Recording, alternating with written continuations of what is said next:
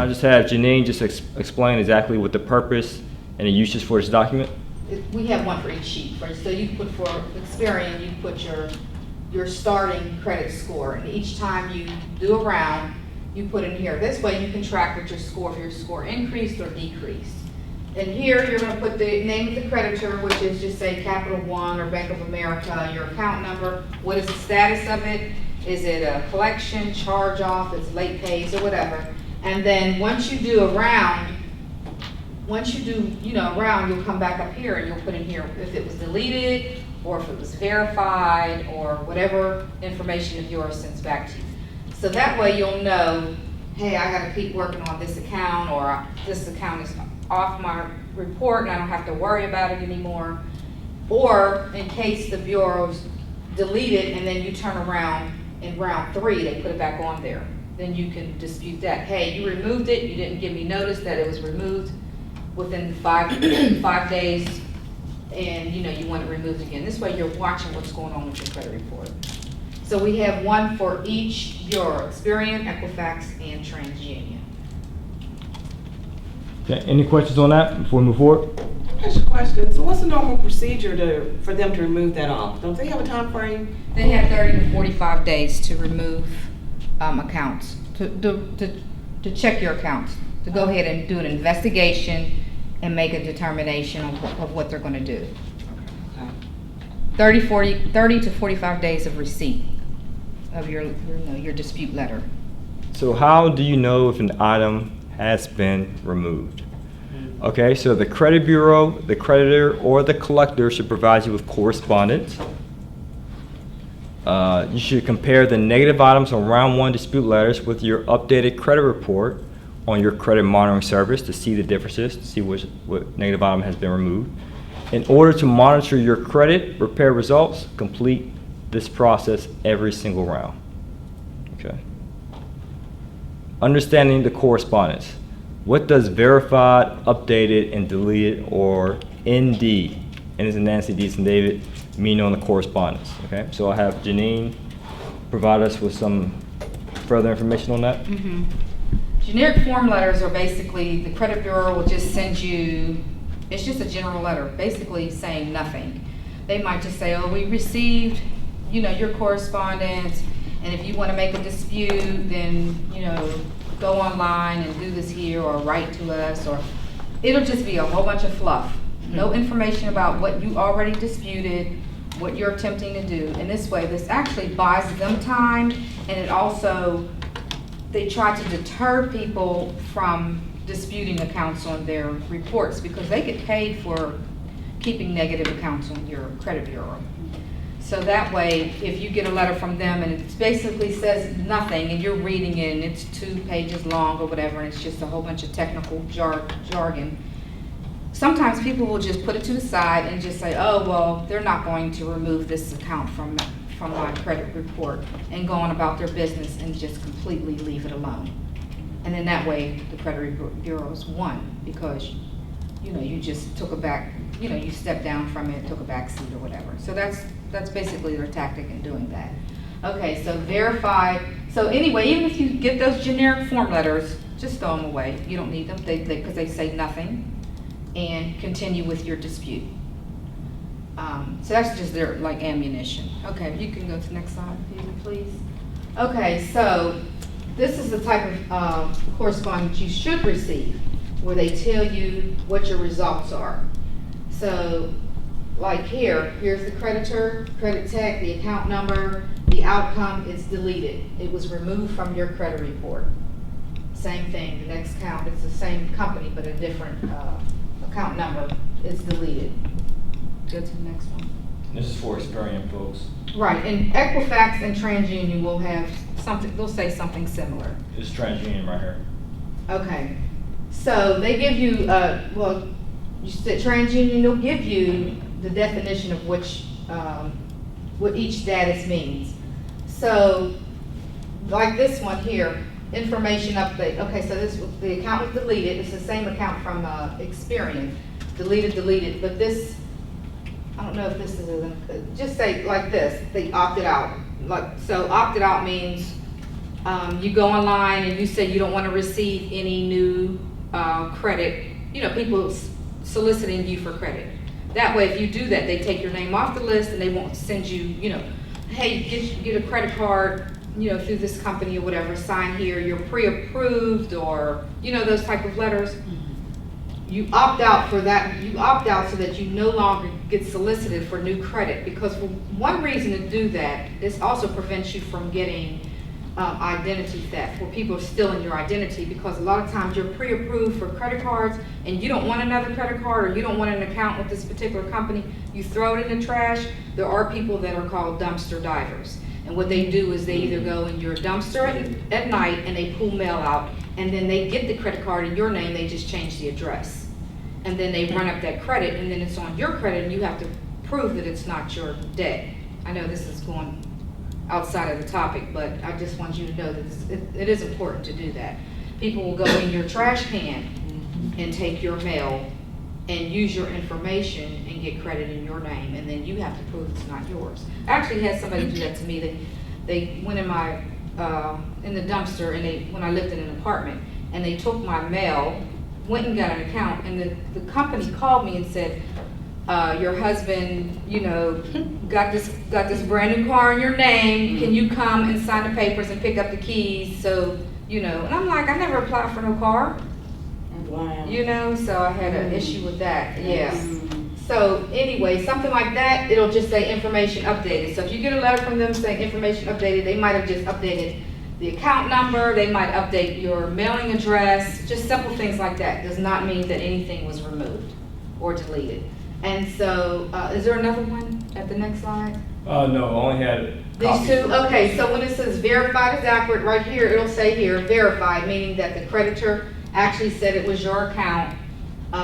It can just say either verified or verified is accurate, just like it shows up there. It'll, just what I just said, it'll just let you know that the creditor actually said it's your account. Just because they verify it doesn't mean that it's reporting accurately. The information could still be wrong, so you still can dispute it, even if it's a, collections, charge off, late pays. You might not have been late, and they're still going to say it's verified as your account. Okay, so it's my account, but it's still reporting accurately. And by law, I have a right to accurate reporting. And if you don't report it accurately, remove it from my account. That's that's the Fair Credit Reporting Act. That's a law in your favor, so that you can have because 79% of Americans have inaccurate information on their account, on their credit reports. Which lowers your score, causes you higher interest rates, and on and on. People can deny you for a job, whatever. So it's very important to make sure it's accurate. Who cares if it's verified? We want it to be accurate. If it's not accurate, take it off. And so those are the things you should look for when you get information, correspondence back from the credit bureaus. All right, thank you. Any questions before we move forward? Okay, so this is actually copies of my credit report, and I received this directly from the bureaus itself. Okay, so if you send out the letters on a timely fashion since last class, you should receive some type of correspondence like this by now. Okay. Now, if you waited like 2 weeks or midway through May, then of course it's not enough time to receive correspondence back from the bureaus. I have a question. Sure. So all three, what if one deletes them, like TransUnion deletes them and Experian doesn't? Okay, if you have a deletion on from one credit bureau, the other two credit bureaus do not have to delete it. They're all separate organizations. Mm-hmm. So you would have to continue to dispute with the credit bureaus that did not remove it. So that's okay. That's okay for them. Mhm. And also, can I Good. get back to one more thing? This one up here where it says reinserted, the third one up from the bottom. A lot of times what they'll do is when you do a dispute, they do the credit bureaus do an investigation, meaning they'll send your name and the account to that particular creditor and say, this person is disputing this account. If they don't answer within a certain time frame, the credit bureaus, by law, have to remove it. And that's what they do. They'll delete it. That's why it says it was previously deleted. But within another 30 days, the creditor has the right to come back and say, Well, now we verified it because, they might not have had enough time, manpower, whatever. If they come back later and say, oh, this is their account, they have the right to reinsert it. That's why that credit tracker is very important, because you need to know what was removed, so when you go back the next round, you'll see, was an account put back on? And if it was put back on, you need to know, did they notify you that they're gonna put it back on? Because it's against the law for them to reinsert it without notifying you within 5 business days. So that's your ammunition. Okay, you deleted it on, May 1st, and then, May 20th or whatever, or June 1st, I see it back on my credit report, but you never told me. So by May 6th, you should have sent me some correspondence saying, hey, this creditor verified this account, and we're putting it back on your credit report. But if they don't do that, it has no right to be on there. Go back and let them know. You reinserted it without letting me know within 5 business days, take it back off permanently. So that way you understand what that code means, reinserted. How long does the creditor have to come back to reinsert? I think they have like another 30 days. So basically 60 days total, I guess. Yeah, around there. Mhm. But so they can't, excuse me, they can't come reinsert it 6 months from now? They can. They really can, but it's up to the credit bureaus have to notify you within 5 days of them reinserting it. That's the key.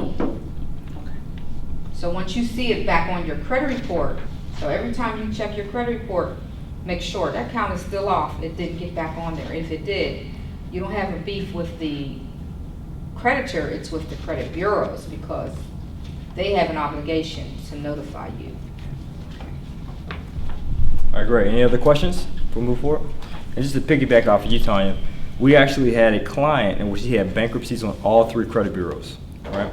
But we were able to successfully delete those bankruptcies from 2, TransUnion and Experian. Equifax, unfortunately, would not remove it. However, this client of ours wanted to get into business, and he wanted to get business capital for his business, a startup. So being that we were able to target those 2 bureaus and get those bankruptcies removed, we only applied for business funding or business credit card companies who only checked, in regards to the underwriting, TransUnion and Experian. So we didn't apply for business credit card companies that checked Equifax. How do you know that? How do you know? While we specifically know the underwriting for business credit, because we offer that as a service to our Sure. real estate clients. Okay. But to answer your question, if you're going to an auto dealership or any other financing, you can ask them. Hey, in regard to your running my credit, what bureaus do you check? If you're talking to a sales representative at a car dealership, more than likely that person might not know. But you can ask, hey, can you ask somebody in finance? And let me know which bureaus you check. So that can kind of steer you on which dealership you should go to apply for an auto loan.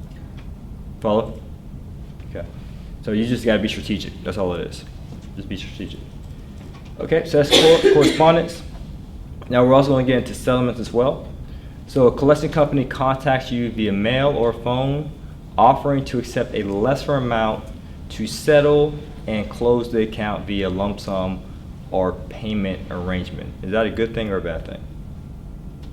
Bad. Bad. And why do you say bad? You're agreeing to it. You're agreeing to what's on that credit. Okay. But no, I was gonna say, cause it's still, stay on there, right? Yeah. I was Okay. gonna ask that. So we have here only settle if they agree in writing to remove it from the credit report and promise not to sell the remaining balance to any other collector. So in my personal experience, I had settlements as well, because I just thought before I got into credit repair, oh, it's just morally right just to repay your debts. But let me see if I can get it at a hookup, you know. Let me see if I can get it 50 cents on a dollar or 75 cents on a dollar. So I did that. I was great. Yeah, I saved money on this debt that I owed. But it still showed up negatively on my credit report. Only after I disputed it, that's when my FICO score went up. Because if you're a lender and you're looking at someone's credit report and it says, what does it say, paid as agreed? Yes. No, it'll say settle for less than the balance due. Right, it's still perceived as a negative thing. Even though you settle, it's like, hey, well, why'd you have to settle in the first place? So are you saying we should have disputed first and possibly not even paid the debt? Yes, if I can rewind the hands of time, I would have disputed first instead of just taking the initiative and paying it Right. and settling it. Correct. But however, we do have some language in here. It's okay to settle only if you're able to get it in writing that, hey, you got to remove from our credit report and promise not to sell. Okay? And make sure you get it in writing. It had to happen to me in college. I had bad credit, horrible credit, right? So in college, I had I think I had a collection from an apartment place I used to stay at. And I said, all right, I'll just settle it. I think I owed them maybe $2,000, settled for $800, and I paid them, but I didn't get it in writing. And I wasn't advocating or constantly checking my credit report on a monthly basis. But then 2 years later, when I happened to start running my credit for other financing, and that's when I found out. And I tried calling the collection company and still had their information. They said, I don't know what you're talking about. It wasn't in writing. So I ended up having to, dispute it and get it removed that way. Okay. So if a collector refuses to remove negative items from your reports, only settle if it's dependent on moving forward with a mortgage. Okay. The mortgage companies don't look at it negatively if you paid it? Like, let's say you pay that from 2,000, you went to pay 800, and it wasn't removed. A mortgage company doesn't do that? Well, I'll share with you a case in point. That's a good question. So I'm a real estate investor. And so these are my correspondences, right? So as a real estate investor, I'm applying for a mortgage. And my mortgage lender said, hey, you have 2 collections on your credit report. Well, what are you talking about? So I checked my credit report, and I saw these 2 collections on Experian only and TransUnion. So my mortgage lender said, okay, Juan, this is what we can do. If you can prove to me that these items were paid in full, then I'll be able to move forward with the mortgage. Because I had a 9-unit under contract, and I didn't want this 9-unit to be halted in its process simply because I had these collections, and they were small amounts. Okay, so yeah, so most mortgage lenders, they'll be able to work around it as long as they got the paperwork that was verified. Okay. Any questions about settlements before we move forward? Anything you want to mention about settlements?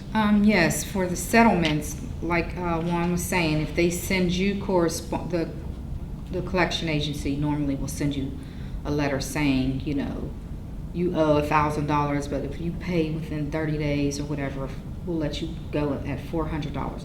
You have to write them a letter with a copy of that letter saying that you offered me this amount, but I'm willing to pay it or offer a lower amount. You normally start off, I think it's like 25%. Oh, and then sure. they'll negotiate with you. Yeah. So you lowball it and then come to a medium, a middle ground.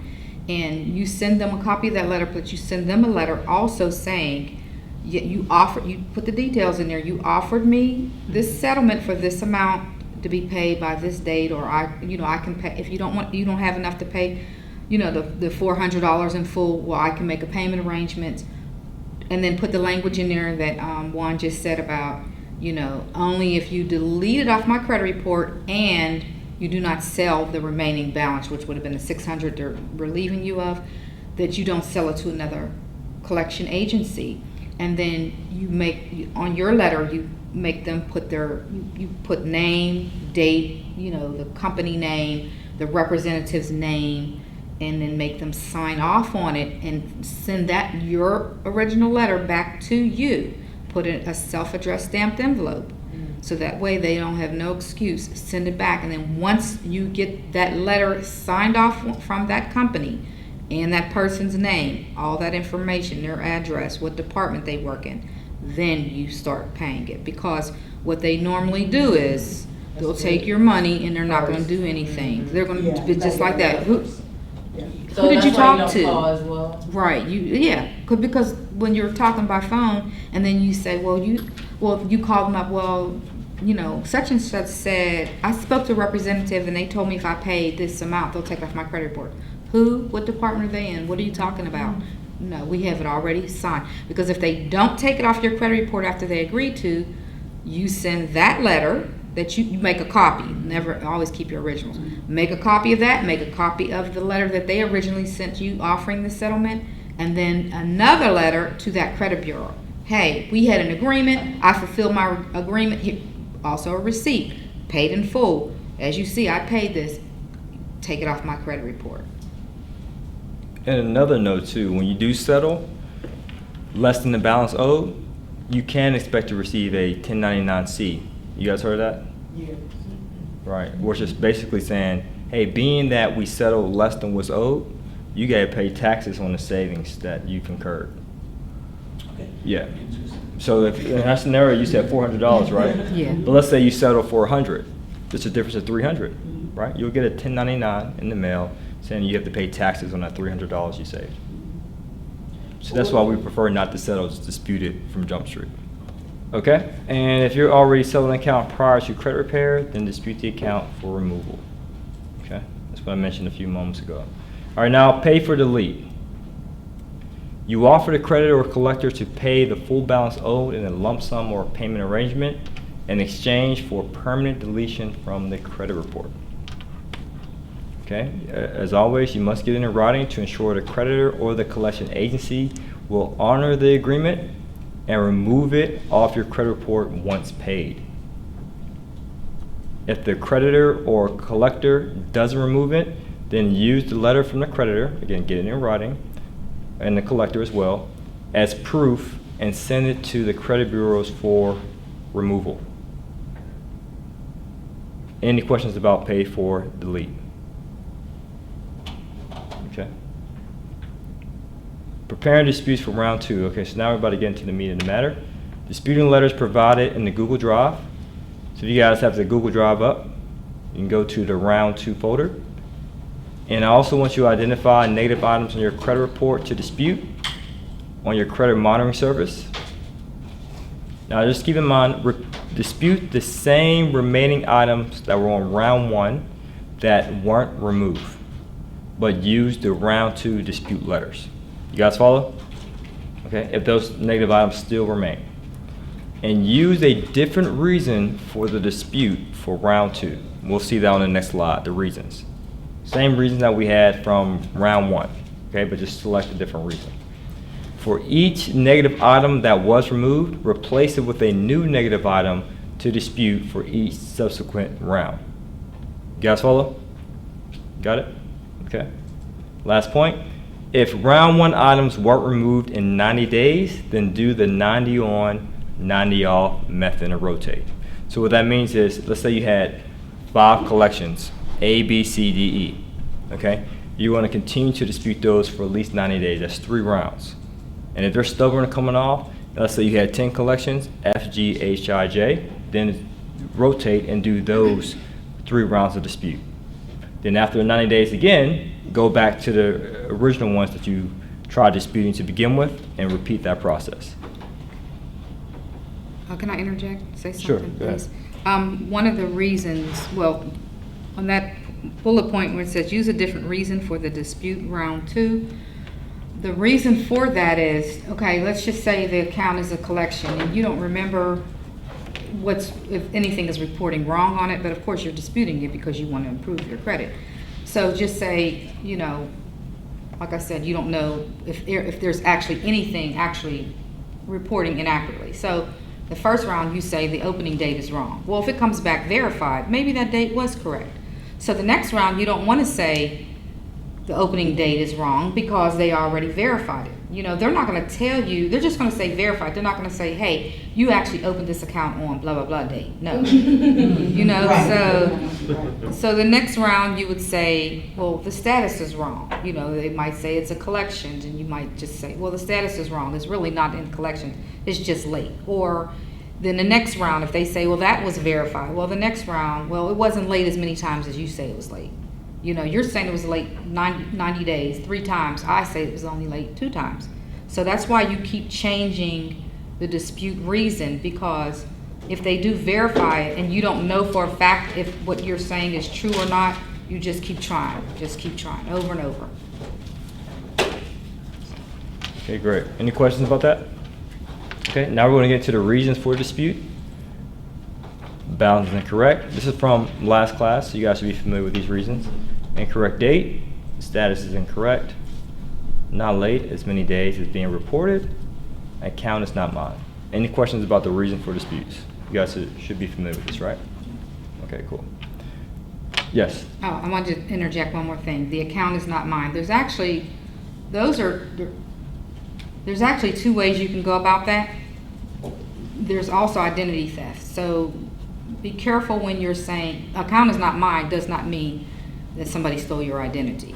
But, I mean, it can, but then again, it can't. Because if you say identity theft, then you actually have to complete a police report and go online and file with the, it's an organization with the federal. Attorney General? Yeah, like the Attorney General or the federal, it's a federal agency that has to deal with credit repair. And then you'd actually file a police report and send that in. Now, people do that and do get those accounts removed, especially stubborn accounts. But you have to make sure, you have to understand that you know that if you're claiming identity theft and you're filling out a police report, you are taking a chance, because if you could be committing a crime if somebody really didn't steal your identity.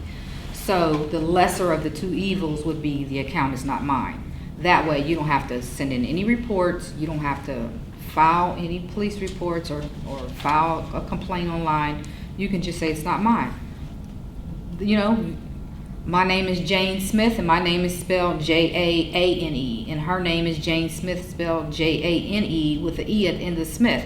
They can actually put that account on my credit report because we have the same names. They make mistakes, they're people. So that way I can say that's not my account. Take it off. It's something as simple as that. The name is wrong. The account number was wrong. You know, I have an account 1235 and yours is 12345. They can put your account on my credit. And then that way I can say it's not mine. So it's not that somebody actually stole my identity and went and got credit in my name. They just made a mistake. So that way you can use the account is not mine without going, you know, overboard with somebody stole my identity and went and got this credit. Yeah, the same thing happened to Rudy. As he mentioned in the first class that you have a father, same name. Yeah. He's a senior, you're a junior. Yeah, he passed away. But his information reported on yours. Yep. I have a question. Sure. On these, is there one that you want us to use for round 2, or just any of these? Any of them, pretty much. Yep. Any other questions? Good. No, I was gonna say, I had one time, my sister's credit information came on mine, so they said supposedly they thought we were married, which was weird. It was her debt, but they put it on mine, just saying that we were married or something. I don't know. You paid Did that off for happen? No, I didn't pay. Absolutely not. I love you like that. All right, cool. All right, thanks for sharing that. So stubborn negative items remaining on your credit report after round 1. First of all, they're not stubborn, it's only been 1 round, right? So we get that a lot. That people ask, are there any guarantees? We have to say, well, let me ask you this question. Is this really an account that is verified? That you actually, you know, as a result of you or someone else, this negative item got on your report, and they say yes. I'm like, well, the best we can do is just dispute it. Multiple rounds to get it off, okay? And did your FICO score drop or remain the same? Did anyone's FICO score drop, became lower? No? 0? Great. Anyone's FICO score remain the same? 2 out of 3. 2 out of 3 remain the same? 2 out of 3 bureaus remain the same? All mine are the same, even though they deleted something, is that right? Yeah, so you said even though you got deletions off your credit report, your FICO scores remain the same? Yeah, were those old accounts with age? I have to, my letter, I don't know what my bag is, Oh, but okay. I'll show you later. Okay, Because after I each. only did the new ones, like you had suggested. Yes. I didn't do the new, so I'm not quite sure. Yeah. I'll Okay. see. Does that make sense? If it's there later, it would change the score? No, I don't think that how old they are wouldn't change this. If anything, the older the account is, the More more your weight. score is going to drop if they Right. remove it. Yeah, because like he's saying, the accounts build weight. Remember the pie chart that he showed you, and how the length of credit is part of that equation. So if something's there, even if it's a collection or a charge off and it's old, it's still included in that. Yeah. What is it? I think it might be for the length. It's either 10 or 15% for the length. So if your credit scores, if they do delete accounts off your credit report and your scores drop, don't get upset, because like we're saying, they had weight.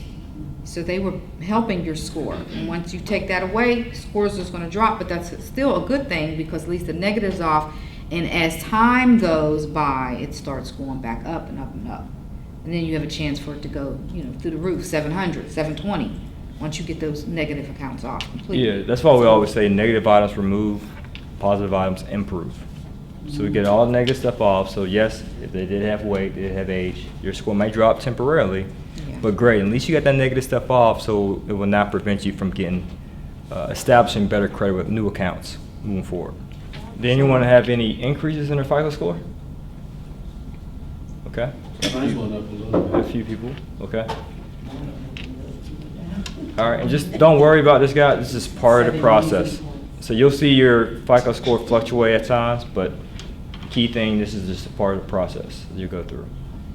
And could be as verified as true or may not have looked at it yet, depending on the time frame you sent it. Okay, any questions about the slide? Yes. So with round one, and if it's been more than 45 days, do they have, we're looking for either action, adjustments, or correspondence, or both? Yeah, you're definitely looking for correspondence. So if I did not get correspondence and I saw my point went up, do I care to try to get the correspondence? Like, what do I do? Do I just, I'm good on You can this? still look at the activity on your credit report. You mentioned on your credit report you did see some changes. Right, I did, but So- I'm asking for, but I, again, only saw changes on one of the three. I sent into all three, didn't get correspondence from any. Yeah, you definitely want to get correspondence from all three. So what do? I mean, I can't just get it, it either has to come to me. It's been So more than you 45 dispute days. another round. Okay, so that's what you're saying, like, so if you don't get correspondence for round one, that may happen. I may not get correspondence for round two either, right? You actually should get correspondence from them every time you dispute something. Right. If you didn't, Like, do you have experience, since you guys do this, is it known to not get correspondence, is what I'm asking essentially? Because again, I did not get And correspondence. it could be issues in regard to the post office not mailing it out or the mail get lost, but typically you're always supposed to get correspondence from bureaus. the one thing you can do for the next round, if you believe this is, going to be a continual thing going on in your case, you can send your letters certified mail. That way you have a Proof. receipt, yes, that they received it on that date. So once that 30 or 45 days passes again, that's your ammunition. Hey, you got this on the 1st and now, Where's my correspondence? yeah, you got it on the 1st of May and now it's June 20th and you still Right. haven't answered. By law, take it off. You don't even have to verify it, take it off. Yeah, so I'm glad you brought that up because, So it may have just got lost. essentially. correct. So I'm glad you brought that up because several clients do send in certified mail, but if you're doing multiple rounds of disputes, it can add up where the cost is concerned, the mailing cost. But if you want that extra level of assurity, certified mail. But sending it non-certified works as well. Okay. All right, now how to edit a dispute letter quiz. Okay, now I have a few questions for you guys. What dispute letter should you be using for this round? Correct, in the Google Drive, right? And which information on dispute letter templates should you edit? Those stuff in blue. Yep, the stuff in blue, correct. And, and after a dispute letter has been edited, what do you do next? Mail. Yep, print it out, mail it, and what do you include in the envelope? Driver's license. And social security card and utility bill. Correct. Everyone follows. Certified mail. For you, yeah. Good point, good point. But so everyone understands this, it's the same process as round one. All right, now sending disputes, you guys have this information with the credit bureau's addresses, you know where to send it, certified or regular postage. Okay? Okay, we have okay, on her account, she has the account listed twice. And a lot of times you'll see that. It will be the original creditor and then the collection agency will put the same account on there. The way to dispute it is, if they both have a balance, then there should not be a balance reporting on the original creditor. Okay. So that's how you dispute that.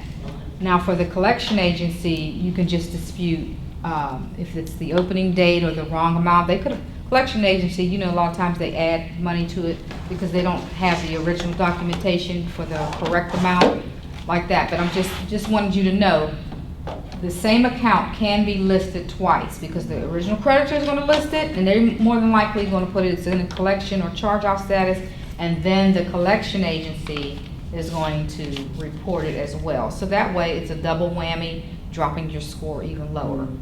So it's best to dispute both of them. Okay. All right, so everyone's familiar with how to edit a dispute letter. You print it out, and what do you include in that dispute letter? Your ID. ID. Your license. Travis, ID, social, utility bill. With the dispute letter. All right, so what to do and what not to do during credit repair, okay? Do not apply for any credit. You got it? Do not cancel open accounts. Do not cut up your credit cards. Do not increase your debt to credit ratio, meaning you're charging more debt on your revolving accounts. Do not co-sign on your family members, friends, or colleagues' creditors. Do not dispute anything over $900. Don't miss any credit card payments. Make sure you make them on time, timely payments. The minimum balance, minimum payment due. Check your credit report every 30 days. Make sure you keep it active with your credit monitoring service. Do not file bankruptcy unless you speak to an attorney first and foremost. Do not incur any more negative items. And do not use the same reason as the last round. Because some people may think, oh, but since I know credit repair, I ain't paying nothing now. I know how to dispute it. No, we want to make sure that once you remove these negative items, you have a change in your mindset moving forward. All right, things to do after your credit is repaired. Okay, start building at a 640 FICO score. That's considered fair credit. Become an authorized user on a responsible person's credit card. Keyword responsible. Okay? You want to make sure they're paying their bills on time. Right? Piggybacking? Yes. Okay. Piggybacking, authorized user. Authorized user. Yep. Same term. Yep. So you say avoid that? No. Become an authorized user on a responsible person's credit card. Okay. Avoid opening too many new accounts at once. New accounts lower your average account age, which makes up part of your credit score. So we just discussed that with hard inquiries. When you open up new accounts, you get a hard inquiry. Keep accounts open for as long as possible. Unless one of your unused credit cards has an annual fee, you should keep all of them open and active for the sake of your length of payment, history, and credit utilization. These are some tips about building your credit. Apply for a secure credit card every 6 months. And make 100% of your payments on time, not only with the credit accounts, but also with other accounts, such as utility bills, bills that go unpaid may be sold to a collection agency, which will seriously hurt your credit. And we'll get more into this in round 3, in our final class together. Keep debt utilization below 30% once more. Any questions? That's pretty much it, guys. So you guys know the secret sauce now, right? Okay. So I highly recommend that once you start getting the hang of it on your own personal credit, help out your family members or friends and use them as clients, so to speak, to start repairing their credit.